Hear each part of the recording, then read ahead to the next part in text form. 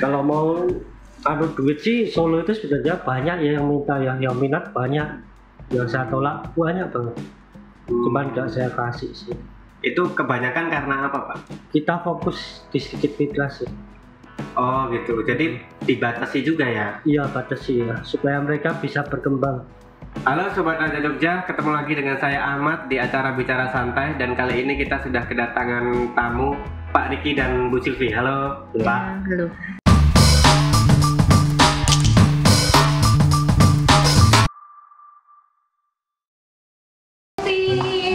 Hai.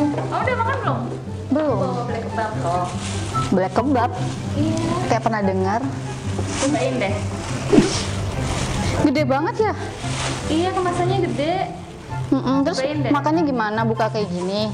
Bukanya dari sini nih. Ini ada tulisannya sobek di sini. Terus kita buka. Ini kebabnya gede banget sih. Kayaknya makan satu aja udah kayak kenyang banget. Ya. Sama ayam. Oh, jadi ini kayak dipotek gitu ya. Cobain. Wah. Sekarang kita makan. Yang mana?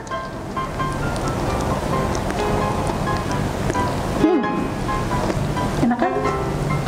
Mbak, ini tuh enak banget loh. Berarti kalau enak kita habis makan harus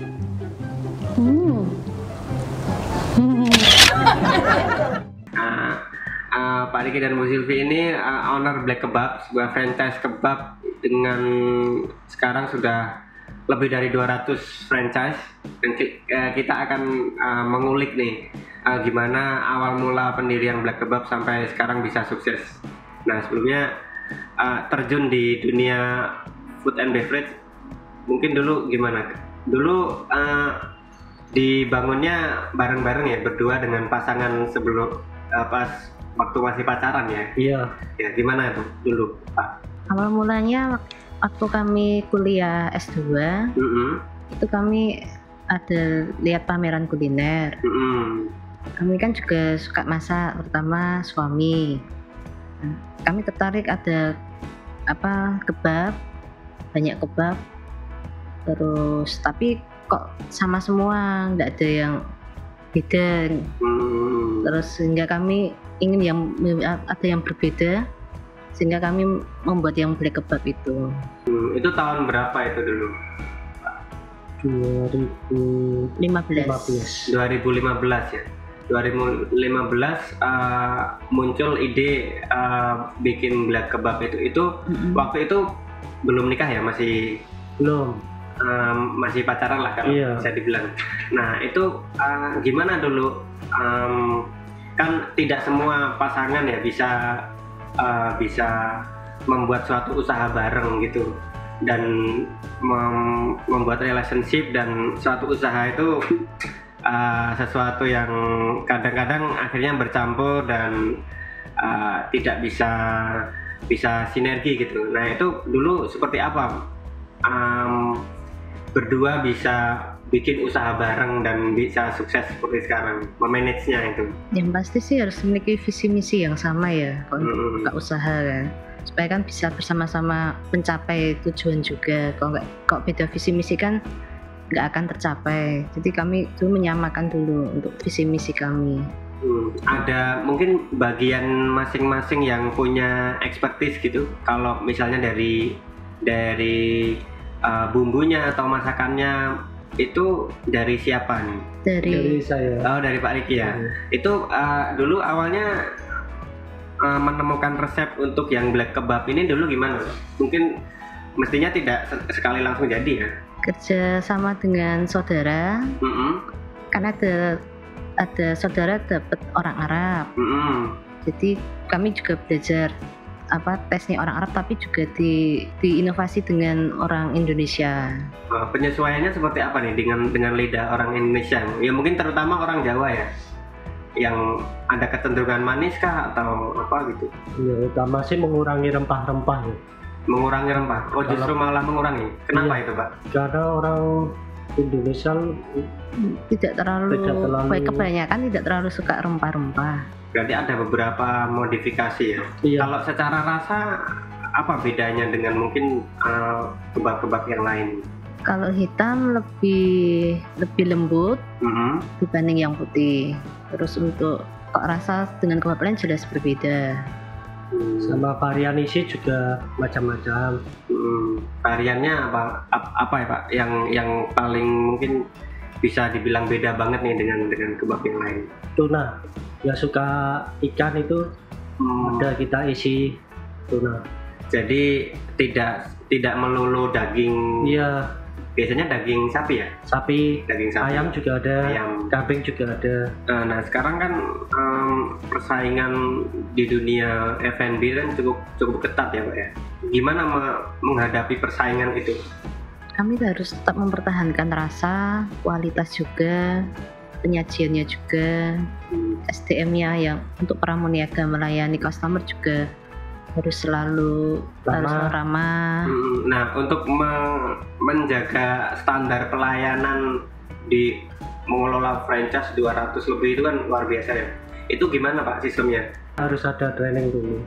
Ada SOP-nya juga. Ada SOP-nya juga. Kalau misalnya ada nih, ada orang yang berminat buat franchise, kemudian apa yang harus dipersiapkan gitu? Lokasi ya. Kemudian peralatan, yang pasti juga karyawan.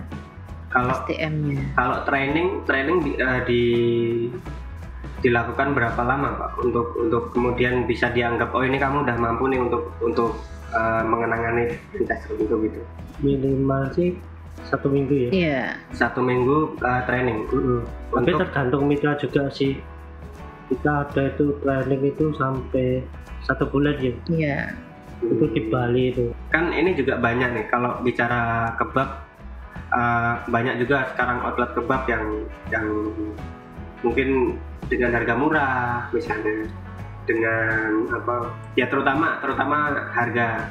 Nah, Black Kebab kalau pasarnya dulu ke menyasar ke pasar yang seperti apa Pak? Semua pasar sih ya. Semua pasar. Tapi kan di harga berapa? Sekarang kisaran berapa sampai berapa Pak? Ada yang 15.000 sampai 25. Nah, sekarang kan mungkin juga ini ya, mengamati ya, ada banyak kebab yang menawarkan harga di bawah itu gitu. Kemudian menanggapi itu gimana Pak? Ada harga, ada kualitas juga ya. Kalau pengamatan kami, kalau yang di bawah murah-murah lah ibaratnya itu packagingnya biasanya pakainya kertas, tidak ada uniknya. Kalau kami kan packagingnya berbeda. Terus pemakaian bahan juga. Iya. Pemakaian bahan ya. Kualitasnya. Seperti sayur kita memakai lettuce, ada yang memakai selada. Sedangkan lettuce itu harganya lebih mahal daripada selada, apalagi kalau musim hujan. Biasa itu lettuce itu harga 8.000, kalau hujan bisa naik sampai 29, 30. Tapi Black Kebab tetap menggunakan itu? Iya, tetap enggak diganti. Sausnya pun beda? Margarin juga ada yang murah, ada yang mahal, keju pun juga kan. Kita tetap di kualitas sih. Oh, jadi bahan-bahan semua itu sudah ada standarnya. Dan apa untuk mengatur itu semua agar tetap terjaga? Seperti apa Pak? Iya, memantau. Sama di kemasan ada untuk kritik dan saran. Jadi kalau misalnya misal ada mitra dari luar kota, ini ada yang komplain ini buatan ini biasanya chat lewat WA. Selama ini ada mungkin praktik-praktik mitra yang tidak ya, artinya menyalahi perjanjian gitu? Ada sih. Banyak atau? Nggak banyak ya. Cuman kita ketat sih, kalau misal udah pelanggaran 2 kali kita langsung cabut merek. Kebanyakan pelanggaran di mana Pak? Pemakaian bahan sih. Pemakaian bahan. Misal saus harus standar merek A, tapi dia beli saus yang lebih murah. Itu kan rusak rasa kan. Kasihan mitra yang udah benar-benar bekerja dengan baik, udah sesuai SOP. Tapi karena satu mitra itu yang bandel, ya udahlah saya cabut. Itu ya memang mereka pengen dapat keuntungan yang lebih ya. Iya. Tapi itu juga merusak merek juga ya. Kemudian ada juga yang mungkin istilahnya ada istilah jegal franchise gitu. Artinya mungkin pakai ini kontrak gitu, kemudian setelah selesai dia nggak lanjut tapi dia membuka usaha yang mirip-mirip. Nah itu pernah ada kasus seperti itu Pak? Karena nggak tertib itu sih, awalnya nggak tertib SOP itu sih, akhirnya terus buat merek sendiri. Sempat bikin merek sendiri tapi mirip atau gimana Pak? Mirip tapi tetap orang-orang pada tahunya kan black kebab. Jadi walaupun dia ada kebab hitam juga walaupun berbeda, yang pastinya tetap yang akan orang ingat kan black kebab merek kami. Gitu. Itu sempat diusut atau diurus gitu? Asal tidak di merek sih, sama di kemasan. Kalau cuma di menu kebab hitam sih kita enggak sih. Malah kita itu bersyukur sih kalau semakin banyak kebab hitam di merek-merek lain. Oh, kok bisa? Secara nggak langsung kan dia mempromosikan merek kita. Karena pelopor black kebab ya hanya black kebab ya? Ya, misal orang beli di kebab B, oh ada kebab hitam, dia searching mesti yang kepegang website kita. Dan secara rasa mesti beda gitu kan? Semakin banyak kan membuktikan bahwa black kebab itu semakin digemari. Nah, kalau apa sih Pak yang ditawarkan, kalau ini bicara B2B ya, bisnis to bisnis gitu, apa yang ditawarkan kemudian orang bisa tertarik untuk kerjasama dengan black kebab? Yaitu mempertahankan rasa, kualitas juga, kemudian kami juga ada legalitasnya juga untuk merek dan untuk desain industri. Untuk sebagai franchise, disebut franchise, kami juga memiliki STPW yang kadang yang sering kami temuin tuh ada yang mengatakan franchise tapi dia belum ada STPW.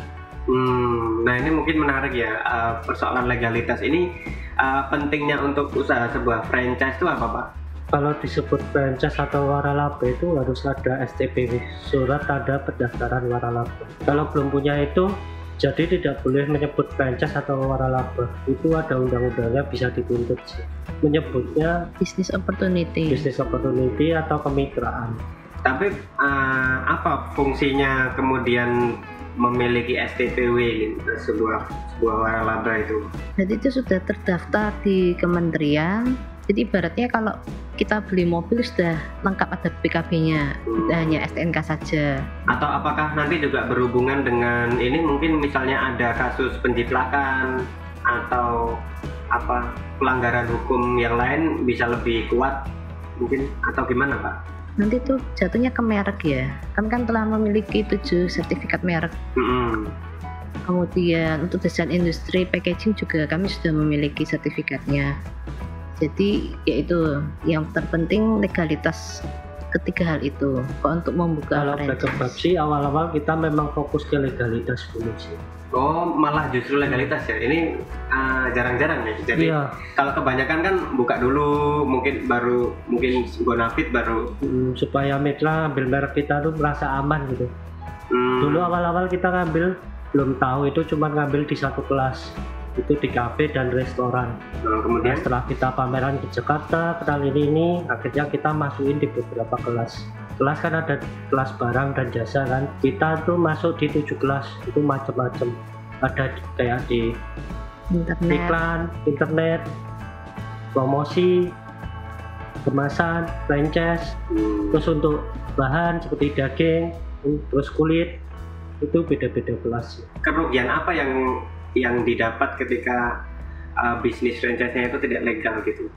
Kalau ada yang meniru sudah pasti tidak bisa dituntut. Oh iya ya, nah itu yang paling pertama ya. Iya. Padahal kalau misalnya sudah gede, nah ini mesti banyak yang pakai tapi keuntungannya nggak lari ke pemilik brandnya gitu ya. Nah kalau perkembangannya mungkin Pak dari 2000 berapa tadi? 2015 sampai sekarang itu sampai 200 itu dulu gimana? Awalnya apakah di Jogja dulu? Awalnya Jogja dulu sih. Di Jogja dulu. Mungkin di tahun pertama misalnya bisa buka berapa franchise? Tahun pertama sih kita belum buka. Belum. Baru di Babarsari itu. Iya. Kemudian kita memperbanyak order di Merican ya. Oh, tapi punya sendiri ya? Punya sendiri. Oh, di Merican. Itu berapa Pak? Tahun pertama itu belum ada. Tahun pertama belum ada. Kemudian? permintaan sih banyak, cuman kita kan belum berani kan karena belum tahu sistemnya. Oh gitu, jadi awalnya permintaan banyak tapi belum tahu sistemnya. Iya. Nanti dulu gitu. Iya.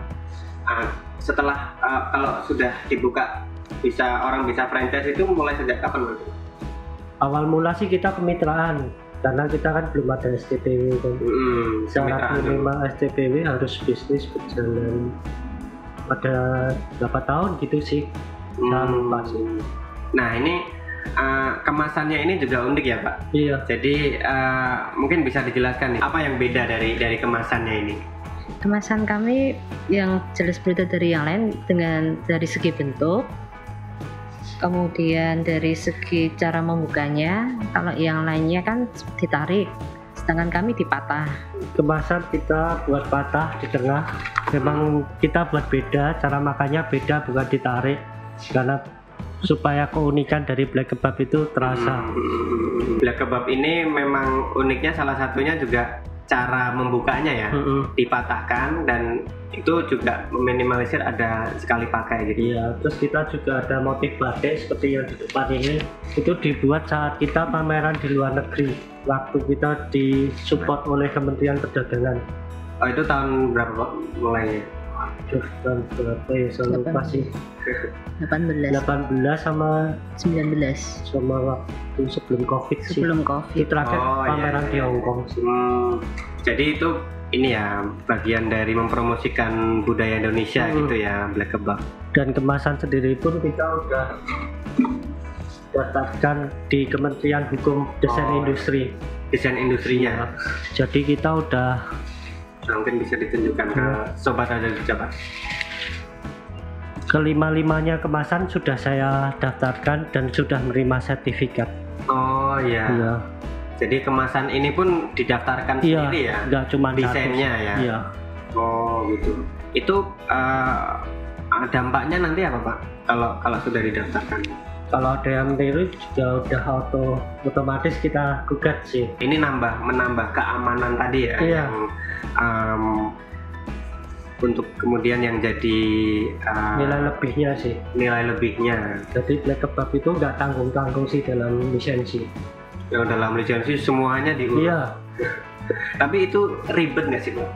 Kalau mengurus seperti itu. Kadang kan orang apa mau bisnis terus mengurus legalitas semacam itu. Enggak sih. Nggak ribet ya. Dari Kementerian Hukum juga orangnya baik-baik, juga mensupport, ngasih saran-saran, ngasih masukan. Justru malah ini ya, malah bisa berkembang lebih pesat lagi gitu. Nah kalau ke depan apa nih yang mau dicapai black kebab? Mungkin dari menunya bisa diinovasi lagi gitu. Pertama-tama sih di masa Covid ini kita membangkitkan mitra-mitra yang berdampak Covid itu, seperti yang di mal-mal. Itu penurunannya dulu seperti apa Pak semenjak Covid ini? Kalau di mall sih penurunannya memang drastis, bukan karena kebabnya sepi, karena memang pengunjung mallnya itu tidak ada. Orang mungkin merasa takut, terus di mall juga banyak yang tutup, mau jalan-jalan juga males, bioskop juga tutup. Tapi untuk outlet di luar mall itu malah lebih rame sih. Malah naik 3 kali lipat ya. Iya. Apalagi online-nya. Malah naik 3 kali lipat. Iya. Dan online juga semakin ini ya. Waktu PPKM ketat-ketat itu malah kita naik ya omsetnya. Terutama untuk pemesanan online. Nah, untuk membangkitkan yang di mall-mall ini gimana Pak caranya? Kita usulkan pindah lokasi sih, jangan di mall. Karena biaya mall kan juga mahal kan. Ini ya difasilitasi dan mungkin diberi informasi. Iya. Dan ini kalau ada kebijakan ini nggak sih Pak? Maksudnya outlet sama-sama black kebab itu ada syaratnya nggak? Berapa meter atau berapa kilometer gitu? Minimalnya 2 km. 2 km itu untuk apa tujuannya? Supaya omsetnya bisa maksimal. Bisa maksimal. Kalau terlalu berdekatan itu nanti kan akan terbagi. Jadi malah persaingannya mungkin kurang sehat ya. Seperti di Jogja kita nggak buka kemitraan sih. fokus untuk pusat aja. Oh gitu. Sebenarnya banyak yang minat dia di Jogja. Iya. Oh, jadi kalau yang di Jogja itu semuanya memang dikelola sendiri. Iya. Membuka Misal di Jogja ini udah ada berapa outlet? 12. 12. Misal mau nambah mitra, mau buka lagi. Tempat juga udah full, otomatis omset kan kebagi sama punya pusat kan. Jadi omset mereka nggak mungkin bisa maksimal. Oh gitu. Itu strategi ya. Dan Strategi kita ya. lebih fokus ke sedikit mitra, tapi dia bisa punya banyak outlet. Oh gitu. Seperti di Solo, itu cuma dipegang satu mitra aja, tapi dia punya outlet 4 dan semuanya berjalan maksimal. berjalan. Kalau di Solo sih semua di mall. Terus di Magelang itu juga dia buka 5. Bentar lagi opening yang kelima ya. Iya. Itu Artinya satu kalau mitra saja sih. bermitra dengan Black Kebab ini juga ini ya, tidak hanya pokoknya ada duit terus Enggak. ini ya, tapi juga ada banyak pertimbangan bisnis yang biar nanti hasilnya maksimal Ya. gitu ya. Kita menganggap mitra itu udah seperti keluarga sih. Oh iya. Kita kalau cetan tuh sampai subuh kadang, tetap utak-utak mitra itu tetap kita. Jadi bermitra sekaligus konsultan bisnis Iya. kalau bisa dibilang. Kalau mau duit sih Solo itu sebenarnya banyak ya yang minta, yang minat banyak. Yang saya tolak banyak banget. Cuman nggak saya kasih sih. Itu kebanyakan karena apa Pak? Kita fokus di sedikit mitra sih. Oh gitu. Jadi dibatasi juga ya. Iya batasi ya, supaya mereka bisa berkembang. Misal di satu kota udah ada satu mitra, dia punya 4 outlet. Terus kita buka-buka terus sampai ada 10 mitra. Kan kasihan mitra yang pertama kan, dia mau buka outlet lagi, nyari tempat udah susah. Dikasih ke mitra-mitra baru kan. Ujung-ujung nanti dia cabut. Karena nggak ada support kan, kok kayak gini dibuka-buka terus omsetku kan nggak bisa maksimal, nggak jadi maksimal gitu. Oh gitu. Kan fungsi franchise Menguntungkan. kan, bukan membuat rugi ya. Oh iya, nah ini ilmu baru juga nih. Jadi ada strategi-strategi yang bisa dijalankan ya untuk biar mitra itu tetap setia lah. Iya. Nah kalau tadi Pak yang ke depan nih mau Black Kebab ini mau seperti apa gitu? Kita fokus itu ke depan buka outlet mandiri ya. Iya. Kita kemarin buka cabang outlet mandiri itu di Tangerang. Oh di Tangerang. 5 outlet itu. Mungkin habis umur 6 bulan ya anak kita ya. Itu kita buka di Jawa Timur sih. Oh. Mandiri juga. Mengembangkan sayap terus ya. Tidak tertarik ke mungkin lini usaha yang lain? Belum sih, supaya Membuat fokus brand terus. lain gitu? belum sih. Belum ya. Memang kan ada juga ya tipikal pengusaha yang dia begitu satu, wah berhasil nih pengen bikin yang lain, Belum sih. Belum ya. Belum. Fokus di Black Kebab. Black Kebab dulu. Urus Black Kebab aja, nanganin mitra sebanyak itu juga lumayan sih. Ada lagi Pak yang pengen disampaikan mungkin ke Sobat Ada Jogja nih, bagi mungkin yang punya keinginan juga yang sama seperti pengen buka franchise juga, atau mungkin juga tertarik dengan menjadi mitra Black Kebab gitu. ya. Kalau ingin memfranchise-kan produknya, yang pertama harus ada legalitas merek, paten merek, kemudian untuk desain industri seperti packagingnya, kemudian yang pasti harus ada STPW. Oh iya, sertifikat merek gitu. Ya, sertifikat merek. Sebelum memfranchise-kan produknya harus memiliki hal tersebut. Kemudian untuk menjadi mitra dari Black Kebab, apakah masih terbuka kemungkinan? Di luar Jogja, terus di kota Solo, Cilacap, Jombang, Kroya, Magelang, Muntilan, Temanggung, Itu masih itu terbuka. sudah tidak terbuka. Oh, itu sudah enggak malah. Cuma di satu mitra saja.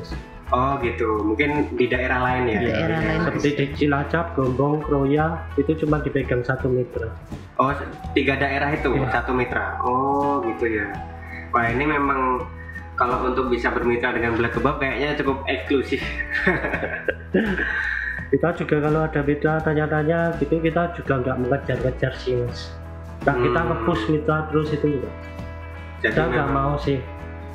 Mitra itu seperti kita kalau beli rumah, kalau pulang ya dia bakal balik ke kita.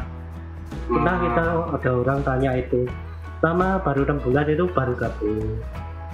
Kita cuman ada tanya ya kita kasih brosur sama lihat-lihat katalog via WA, udah. Kita nggak nge-push kejar-kejar sih. Beda banget ya mungkin ya dengan pengusaha-pengusaha yang lain Soalnya ya. kalau kita nanti kejar terus push itu nanti mesti hasil kurang maksimal. Ya bukan kemauan sendiri itu. Di tengah mungkin banyak Iya. banyak ini ya pengusaha franchise yang malah nge-push sebanyak mungkin franchise gitu. Dan barangkali brandnya menjadi seakan-akan besar, tapi mungkin di lapangan kurang maksimal gitu ya kali ya. Begitu tadi obrolan kita di Bicara Santai dengan Pak Riki dan Bu Silvi mengenai bagaimana Black Kebab bisa berdiri dan sampai sekarang. Tonton terus episode Bicara Santai, share, like, dan komen video-video Radar Jogja Channel selanjutnya, dan jangan lupa subscribe. Sampai jumpa di episode-episode selanjutnya. Dadah.